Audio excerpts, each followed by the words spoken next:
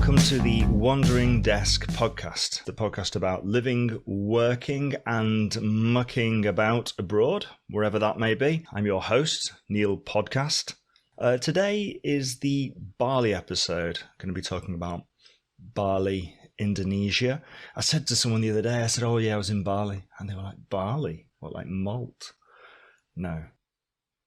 So, yeah, I'm going to be talking about why I went there, like that really needs explaining, what my first impressions were like, and how my feelings about the place changed while I was there, which they did. I'll be talking about a bunch of different places in Bali, and I'll finally be giving you some tips for if you're thinking of visiting there yourself. So, let's get started. So I've been living in Poland for a number of years, love Poland, but I really struggle with the winters. The cold bit, actually, I don't mind so much. You can just put more clothes on, but I find my mood diminishes greatly. And every year, come about January or February, when I hit my nadir, I end up leaving a message to myself for the following November saying basically, come on, if you're still in Poland now, it's November, you don't enjoy the winter, go away, go somewhere else. And every November, I read that message and I think, oh, it'll be fine. I don't know. What was I talking about? You know, it's not a problem. And then the same thing happens again, and like gradually my mood diminishes, and then come about January or February, I leave another message to myself saying, no, really, go away, go somewhere warmer or at least sunnier.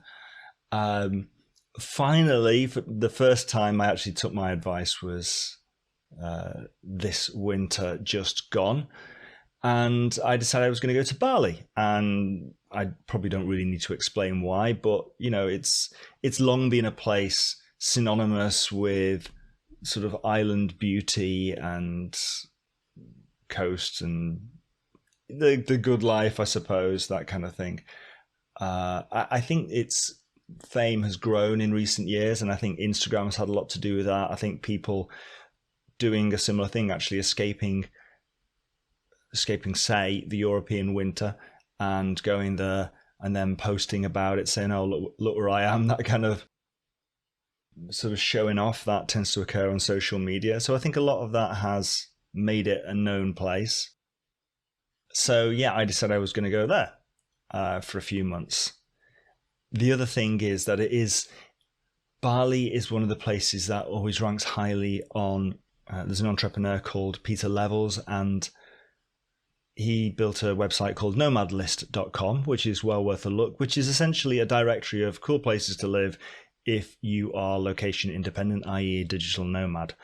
And people that go to these places then put their data in there as well. And it gives you a sense of how much it costs to live in each place. And people essentially give it a rating out of 5. And you end up with an ordered list of the best places to go right now to hang out and get work done if you're lucky enough to be able to do your job in a location independent manner, i.e. generally speaking, with a laptop. Ranking highly there usually are the towns of Ubud and Canggu in Bali, so they were sort of high on my list of places to go to. So anyway, yeah, I got on a flight, headed out to Bali via Singapore, and touched down in Ngurah Airport, to the biggest crowd of taxi touts I have ever seen in my life. Just astonishing, frightening. I was trying to hide behind a big concrete pillar with my phone out, seeing if I could get a taxi via a sort of a ride-sharing app or something to avoid getting burnt. But no, some guy just came around the corner and said, no, it's not going to work here. So yeah, ended up taking a taxi to Ubud, which is the sort of hippie cultural part of Bali. To go into Bali a little bit, it's basically, Bali is an island. It's best known as being as an island, but it's also a province of Indonesia. So Indonesia has a population of about 260 million people, Bali of about 4 million people. And Bali, like I said, it's an island, but it's actually a province because it has other islands sort of peripheral to it. It's roughly the shape of a chicken laying an egg. I think that's a common comparison for me. I think it looks like a small mammal perched on a rock with all its sort of limbs together on the same little rock. Or some people say it's like a diamond or a mushroom or a tree, whatever. So a tree with a short little stump kind of thing. Yeah. So yeah, I arrived in Bali, took a taxi, went out straight to Ubud, the hippie cultural place, which is best known for being part of Eat, Pray, Love, the book, and also the Julia Roberts film. And honestly, straight away, my first impressions, I hated it. I thought, what am I doing out here? I've spent time in Southeast Asia before, so it shouldn't have been a surprise to me to head out of the place I was staying and there be bikes just flying around everywhere, essentially, mayhem on the streets. But it was a bit of a surprise to me because people don't tend to show that when they share the photos of Bali. They tend to show that you get the hot dog leg shot, don't you? You get the swimming pool and the pair of legs, which could also be hot dogs. I don't know if you've seen that Tumblog. And what people don't tend to share so much of are the shots of the sort of traffic chaos with bikes just interweaving between each other, and it looks like madness. You wonder how they could do it, and of course the way they can do it is because it's they're all individual human beings tracing their own path, and it looks like the work of a mad puppeteer, but actually as an individual probably not that bad. But when you look at it, you're thinking, oh my god, this place is crazy, and it gives for me anyway, it was an immediate negative impression. Because especially when you've gone somewhere and you're thinking, I want to relax, and this is the opposite of being relaxed. On top of that, I was heavily jet lagged. I struggle from insomnia anyway, so that was a big deal for me. And staying in a room in the heat and humidity, because it was wet season. Wet season doesn't mean it's raining all the time. It does tend to rain quite a lot, but it can also just be, well, it's really humid, which you feel a lot more than the heat. In fact, it doesn't have to be that hot, but when it's very high humidity, then it can be really uncomfortable. So arrived there, struggling to get to sleep, and then also staying in a place, and I'd chosen a fairly cheap place to stay in at first, and that was a mistake because I didn't even think about fan or aircon, and straight away I was like, the reason it's cheap is because it's fan, not aircon, and kind of out peripherally to the main part of the city. So it's not even a city really, it's a town, and on a map it looked fine, but when you're actually out there and having to deal with the traffic, as I was saying, then it was a problem. And then actually walking out to the town, when I got to the town as well, it was kind of disappointing because it's just so touristy. I mean, of course it's touristy, but I think just sort of restaurant after restaurant with foreigners sitting there, and I guess it made me feel a bit uncomfortable as well, as sort of seeing how I really like being in places where I feel like I'm part of the city, and you feel like an integrated part of the city. And it didn't really feel like that at all. You felt like you really had sort of all the tourists and visitors or whatever else, and then all the people working to serve them. And all the people working to serve them tend to be Indonesian. Now, it turns out I actually got this wrong because there's plenty of Indonesian tourists there as well. But yeah, it was sort of a negative, just part of that negative first impression. I was thinking, oh my God, what am I doing here? This is just the opposite of what I like. So yeah, I stuck it out a while. I stayed in Ubud for a good week or so, hoping I would sort of acclimatise. But even after a week, I was still struggling with the jet lag. And I don't know if you know that thing where you start to hate your bed because it's this place. The bed becomes this special place where you lie awake and you start to resent it. And I mean, it sounds odd to complain because obviously very privileged to be able to get out there and do that kind of thing. But yeah, it's fair to say that there was a very large gap between my expectations and reality, and I hadn't settled in very well, and I wasn't very happy. So I decided what I would do is I would head out to the coast, and I go to the two places that sort of most highly rated for people doing what I wanted to do, which was hang out and work on a laptop and get some stuff done, and that kind of thing. Are Ubud, the one I mentioned, the sort of hippie-ish yoga center in the sort of rice paddy foothills, and Canggu. Canggu is actually the number one rated place at the moment. If we go back to that idea of Bali being like a chicken laying an egg, or a sort of a tree with a stump, let's go with a tree with a stump. So the stump at the bottom, that part of the bottom, is the area which is most inhabited. So that's where the main city, Denpasar, is. It's also where there's kind of a sprawl of conjoined beach towns, and I think it's just all kind of gradually spreading out around the coast there. And Canggu's basically where it's arrived now. So go back a number of years, and it was Kuta, which is the first town right next to Denpasar, and then it sort of spread out, Seminyak. And now we're in Canggu, and no doubt before too long it'll spread out again beyond Canggu. Canggu, like I said, it's the sort of the latest digital nomad hotspot.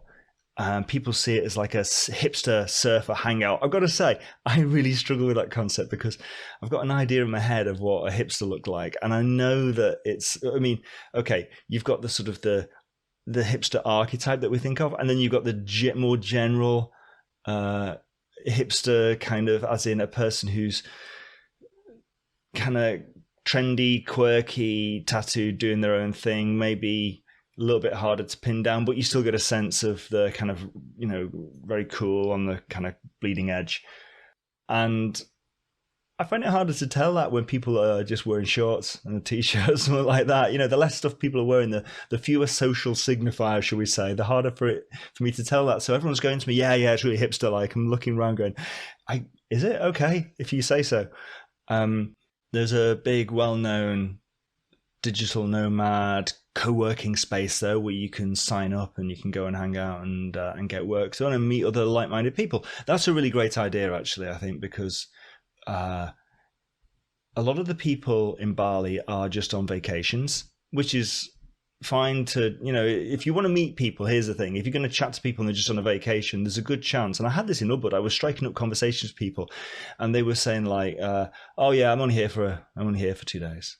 And then I'm going to, some other place. And so these conversations rapidly start to feel pointless.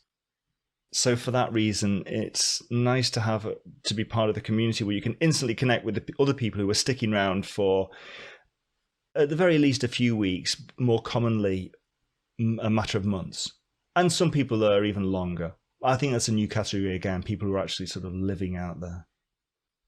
So yeah, Canggu is all kind of bars, restaurants, beachside clubs. Amazing place to go if you like vegan food. So I'm not vegan, but I would say if you were thinking of doing that, or if you are vegan, this is an amazing place. There are so many great restaurants. There's so many places where if you're one of these people who's not convinced they can live without meat, then go to Canggu, because there's so much good food there to be had. I think essentially this is one of the impacts of tourism. People arrive and they have their own demands, and those demands are met by the local economy.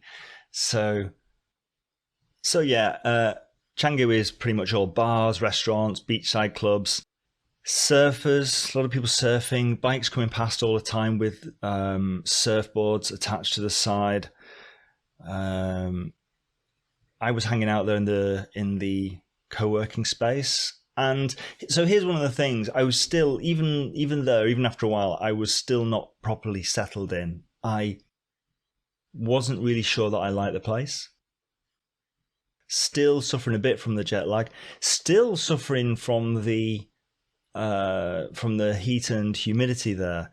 In fact, I was actually talking to a guy there, and I was saying to him, look, he was from Darwin, Northern Australia, and I was saying, oh, I'm thinking about maybe, I've got an aircon place at the moment, but maybe I should move back to fan because then I'll acclimatise quicker. And he was like, trust me, you don't want to do that. He said, I'm from Darwin. He said, it's worse than here in terms of heat and humidity. He said, don't be a hero. Go straight for the aircon. So I took that advice. One of the other big problems was getting around. Like I was saying, you've got the issue with bikes. Well, walking around in Bali is a problem. First of all, it limits how far you can go it limits where you can stay, because if you've got a co-working place and you've got the restaurants, you need to be near those two things, don't you? Because you've got to walk around otherwise. And walking is a slow process because there aren't always pavements. You have the road, and then you often have like an apron of concrete that sort of blends into the road coming down from the shops at the side. And walking it can be quite tough. Where you've got the pavement, it's fine, but where you haven't got the pavement, you're always walking around. There's always big piles of dirt for some reason. I think of like soil, which I think, or maybe it's dark sand, I'm not sure, but big sort of piles of stuff that is there for, I guess, for construction purposes. You're always walking around this stuff. And then there are bikes when they're trying to overtake each other and go around stationary cars and things like that. They often go on the space where you would normally be walking as a pedestrian, so it doesn't even feel that safe. It's actually kind of stressful walking any sort of distance. So not being able to get around and bike, that was a bit of a problem. I think that was making life hard. Also, like I was saying, the heat and humidity. Even so, beyond that, I don't know. I guess I didn't really feel part of the sort of the scene there. I think I'm a bit older maybe than a lot of the people who are sort of hanging out there as digital nomads, who are sort of mid-20s to early 30s, I would say, although not exclusively. And yeah, just still not really feeling it. So I decided, after New Year, and New Year was great, I've got to say, hanging out there with some friends that I'd made from the co-working space on the beach, fireworks going off everywhere. It was like that. It was like Saving Private Ryan. A really, really crass analogy, like comparing New Year on the beach in Bali with the D-Day landings in Normandy. But I just did it, so my apologies. But yeah, it was just like these things going off like great howitzers flying up into the air.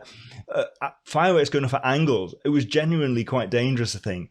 And everyone covered in this sort of coating of ash that's just kind of this coming down from all these fireworks. But then being on the beach and having all this noise and light around you, and then looking up the beach and seeing all the way, seeing this sort of concave curvature of beach, and seeing all these other places along the beach, the fireworks going off in the same way. It was really, really impressive. So anyway, come New Year, I decided I was going to have to make some changes, or I was going to have to leave because I just wasn't really happy. And I think there are some points you just got to admit that to yourself and say, well, what am I going to do about this? So the first thing I did was I got a bike, which was a problem because I've been holding off because I didn't have a proper motorbike license. I've got a moped license as part of my regular driving license, but I have very limited experience. In fact, I had no experience of actually being on a moped. I've only been on these little powered scooter things or whatever. But I decided that I'd have a go at that. I'd learn how to do that, and that would hopefully make a difference. And it did. It made a huge difference. I'm going to go into that in a separate episode. So yeah, that was the first thing. I think the second thing was that I did actually gradually acclimatise to the heat and humidity of wet season.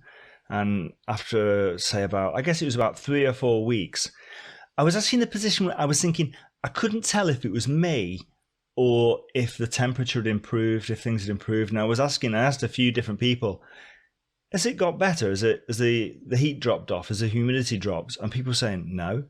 I was like, okay, so that was interesting because I felt so much better. I was just so much more able to cope with that and felt so much less sluggish and uncomfortable as a result. And, got over my jet lag as well. And I think part of that was acclimatizing to the heat, because the heat does impact the insomnia thing if like me you have a problem with that. And the third big thing was actually getting away and seeing something different, not sort of just sticking to Canggu so much. So yeah, I decided I would go off to the Gili Islands. Now the Gili Islands are a series of little, really small islands just off the coast of Lombok, between Bali and Lombok, essentially. They look like the little, when you have someone who's thinking something like a cartoon character, and you have the main thought bubble and you have the little bubbles going up to it. Well, that is kind of like that. The Gili Islands are like the little bubbles that lead up to the big bubble. So yeah, I took out the boat there, fast boat, 4 big outboard engines on the back. This thing just thrumming along, and that really changed it for me, because honestly, these islands, the Gili Islands, they do meet your expectations. If you have an expectation of paradise, that's what they are. Very small. You can walk around each one in about 40 minutes to an hour. Crucially, no bikes.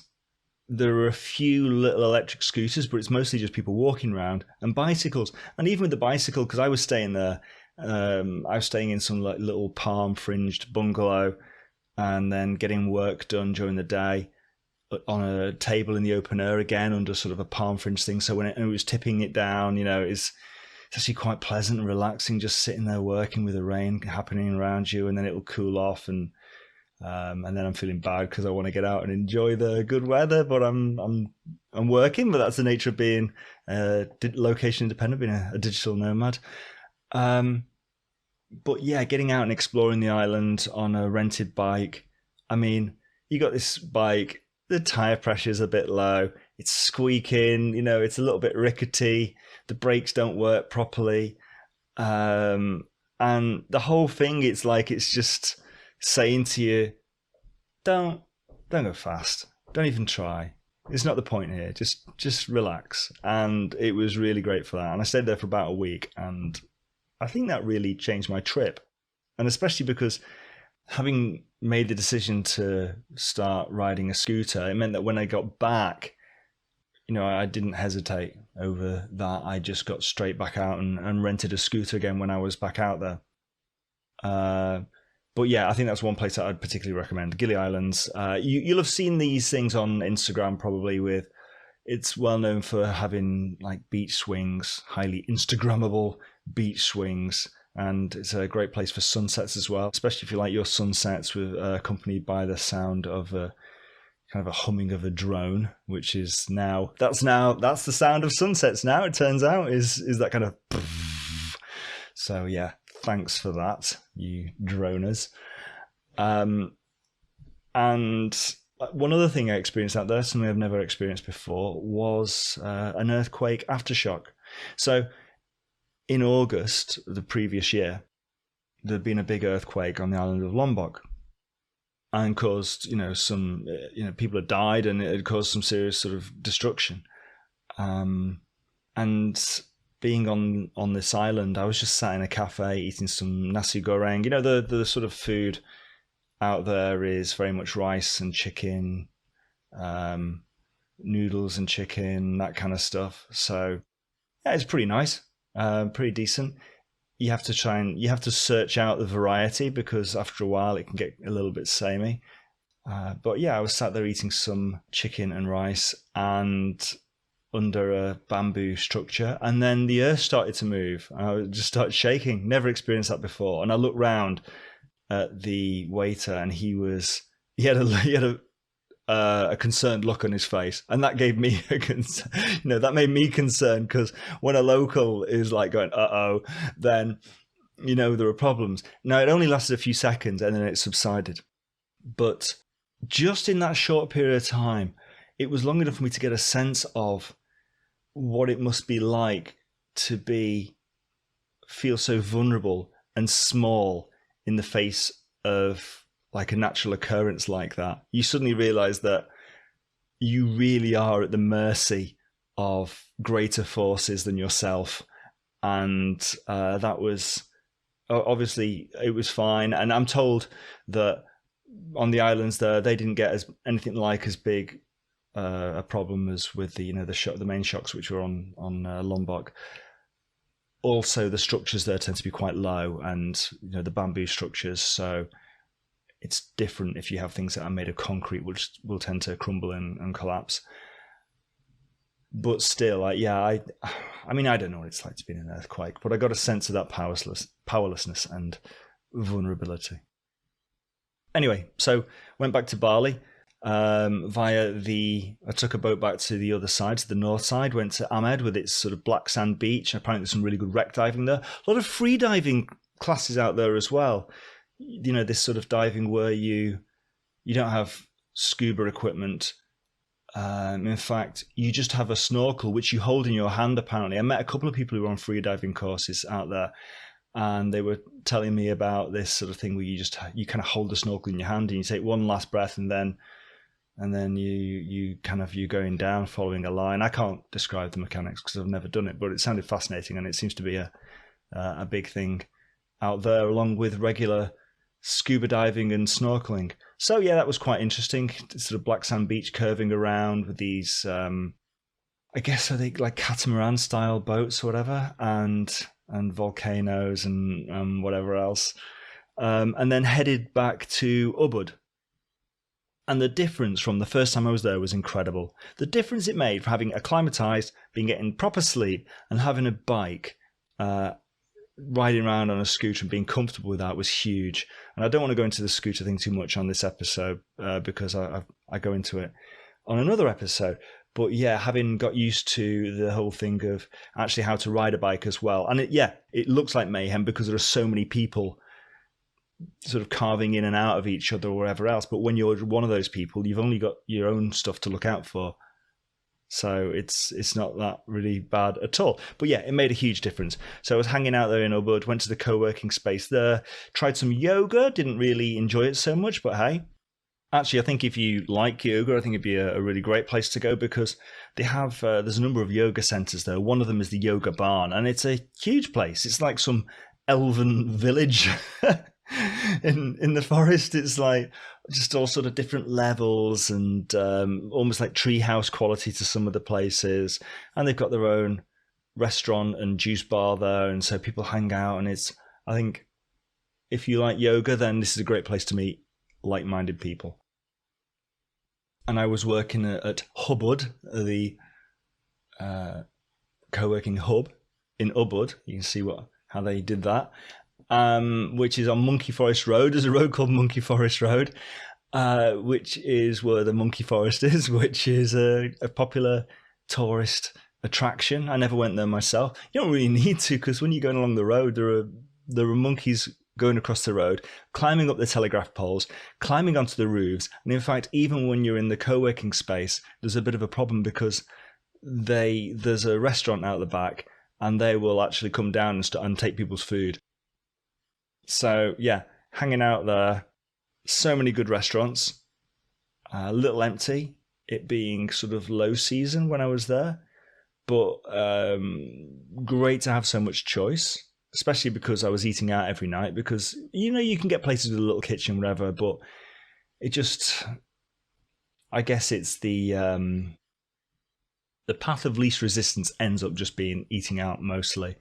When you stay in a guest house especially, it tends to come with breakfast. So that's the first meal done. And then you've got lunch and dinner, and it's just so easy to eat out. To be honest, one of the things I got sick of while I was out there was making this squiggly pen in the can I get the check please kind of thing. I literally was just like, oh God, again. Just got sick of it. I mean, that sounds like, how spoiled does that sound? But really, you're just like, oh God, I think there is something really genuinely nice about cooking for yourself. There's something nourishing beyond just the food of the act of preparing your food for yourself and eating that food. And I think when you're sort of eating out all the time and it's constantly this financial transaction all the time, I found that quite wearing. But then I was staying, like I said, in guest houses. And a lot of people, when they stay out there, they will rent like a villa, or they will get a room in a villa with other people, which means that they can go down, they can go to the markets or whatever else and get nice food and cook for themselves.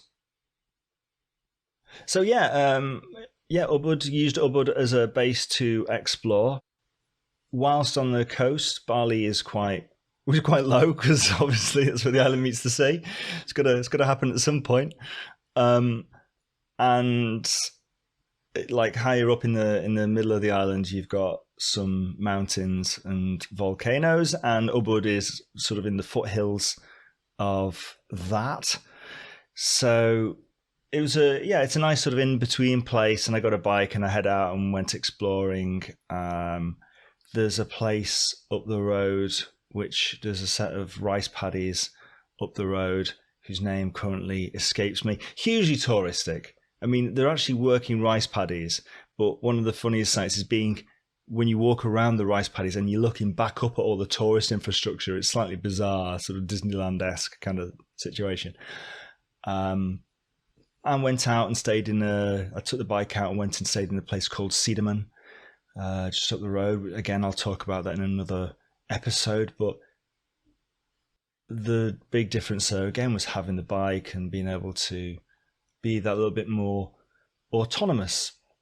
And ultimately, I did actually have a really good time, and I did find myself thinking that it's the kind of place that I'd love to come back to, or if not Bali, then maybe some of the other Indonesian islands, and that I'd probably get a proper bike license or whatever else, because I don't like being out there when I wasn't insured. I want to be clear about that. And most people aren't insured because I was riding, you're only allowed to ride a bike up to 50cc or 49 or whatever it is on the sort of, or certainly on my license. And it's really hard to get a bike out there that has that little power. So it puts you in that position where if you decide you're going to ride a bike, if you're going to rent a bike, then it's you're probably going to have to get one that you're not licensed for. And most people do it, but I don't think that makes it right.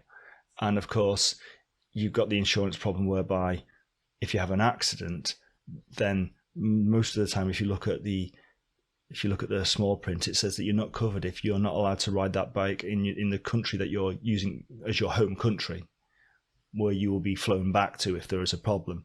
So this is not good. I mean, you don't want to be in an accident anyway, but you're really compounding things when you end up with a bill for however many tens of thousands of pounds, dollars, euros, whatever. So there's that. Yeah, went to this little village of Cedarman, rented stayed in a guest house with a balcony out over this amazing valley, just gorgeous, verdant, just dripping with green. And then at one end of the valley, you have this sort of volcano rising up, and just great. And then rode out again, went up to one of the volcanoes, not the same one that you could see, went up to another volcano and looking down into the crater lake and stayed there for a while. And again, that was great. And so there were certain things that transformed that experience. In the end, I really liked it. I never stayed around in any place for particularly long. I don't know that I never really found any place that I felt like I'd want to stick around for more than a week or two. And so for that reason, I never got into whole renting a villa and never really became part of a community staying there. I just knew people in a very transient way through these sort of co-working spaces or whatever else. Maybe if I went again, I'd sort of commit to a bit longer in a place. But then maybe if I went again, maybe that's not what I want to do at all. Maybe it's a place to treat as a holiday even. And certainly somewhere I'd like to go out and explore. I think I'd really like to go back and explore the other side of the island, sort of the west and the northwest of the island, which is, it has less tourist infrastructure and will probably more interesting to explore, especially if you're out there on a bike. One thing I didn't mention was the snorkeling, which was great. So I was snorkeling off the Gili Islands, and there are various different islands around Bali where you can get out and do that. Gili was great for the turtles. If you've ever wanted to snorkel with turtles, then what a great place to do it. By the end of it, because we went out on a boat, and after about, I think, reaching about the third or the fourth stop we made, you're just sick of turtles. Yeah, another turtle, great.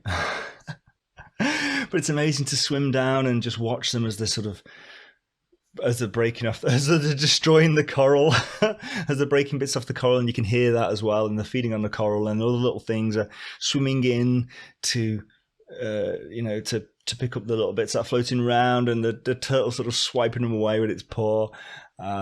Yeah, that was great. I'd like to experience some of the snorkeling on some of the other islands.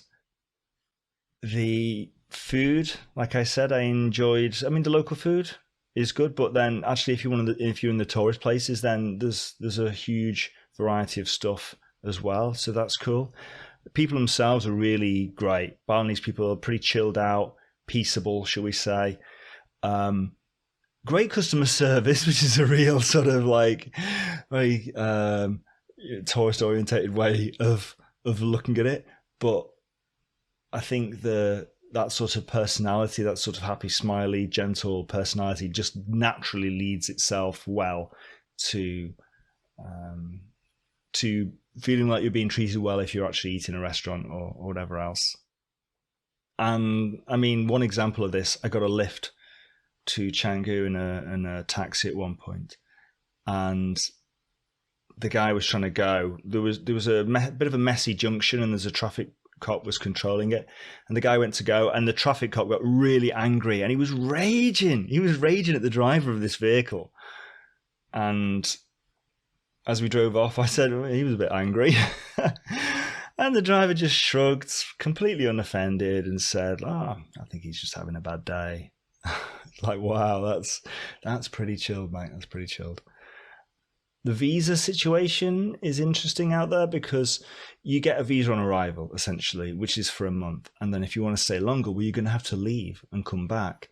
And now you've got places like Singapore, apparently, from what I've read, are cracking down on people flying out and then straight back, just doing a quick turnaround and coming back.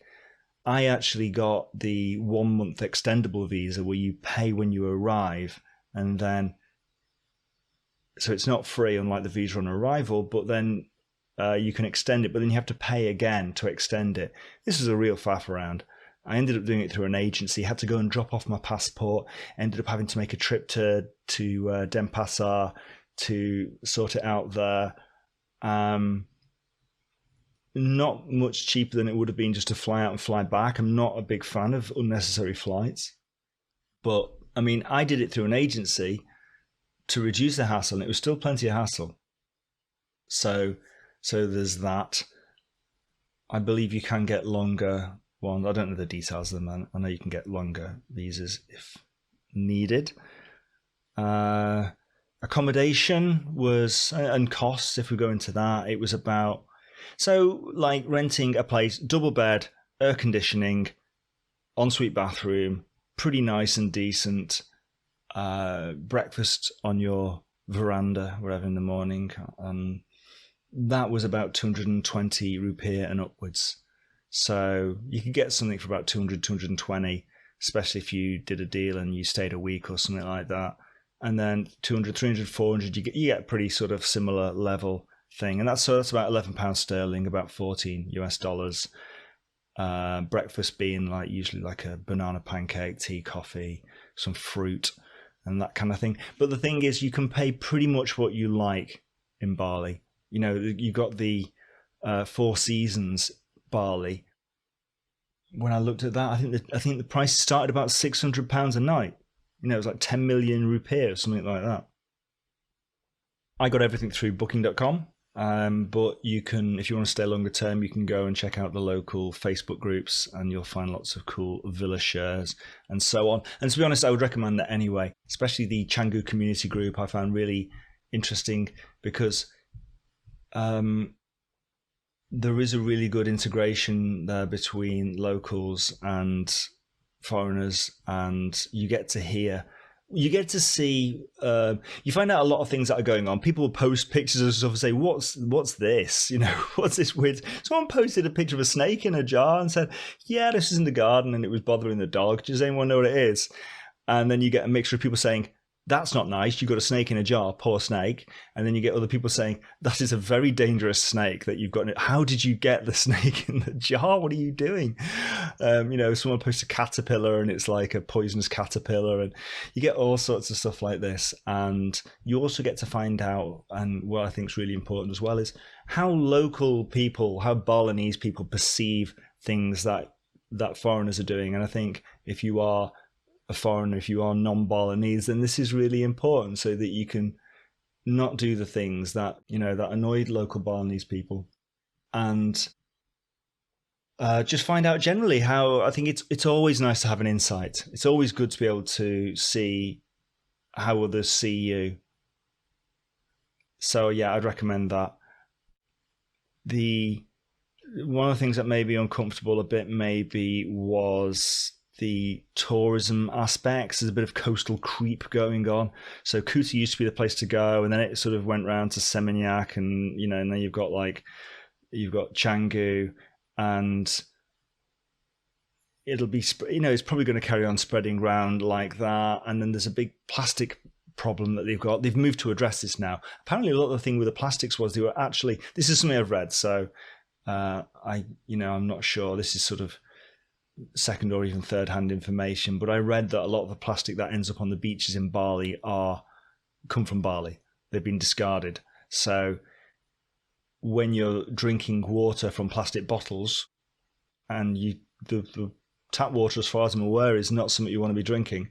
So then you as a tourist are directly impacting that situation. So they're moving to change this now. And certainly when you stay in guest houses, a lot of them will have a big reusable, refillable, inverted water bottle, a water cooler bottle, and then you can fill up your own bottle from that. So I think that's a good thing to do. And they've outlawed things like straws. So everywhere you go, it's either reusable bamboo or metal straws, or sort of those paper straws that kind of get soggy, but they do a job. There was a famous photo, in fact, that someone took of a model lying on a beach. It was, I can't remember the title reference, Paradise or something. I think it was Another Day in Paradise, and it was a model laying out on a beach, and just surrounded by an absolute mess of plastics. There are plastic clear up groups, actually. It's something that people at the co-working space were telling me about, they were going on.